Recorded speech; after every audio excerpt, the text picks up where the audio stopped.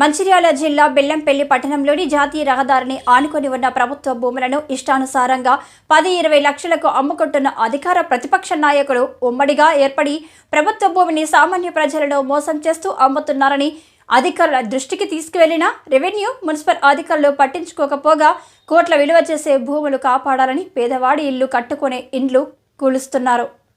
జాతీయ రహదారిపై వెలుస్తున్న అక్రమ కట్టడాలను నాయకులు మున్సిపల్ రెవెన్యూ అధికారులకు వచ్చి నామమాత్రంగా చెప్పి వెళ్లడంతో అధికారులు సైతం మభ్యపెడుతున్నారని, అంతలోని నిర్మాణాలకు సెలవు దినాల్లో కట్టుకోవాలని సూచిస్తూ నిర్మాణం కూల్చకుండా ఆపడం కోసం హైకోర్టు ఆర్డర్స్ అంటూ కాలయాపన చేస్తుంటారని ప్రజల ఆరోపణ. సంబంధిత అధికారులు చర్యలు తీసుకోవాలని కోరుతున్నారు.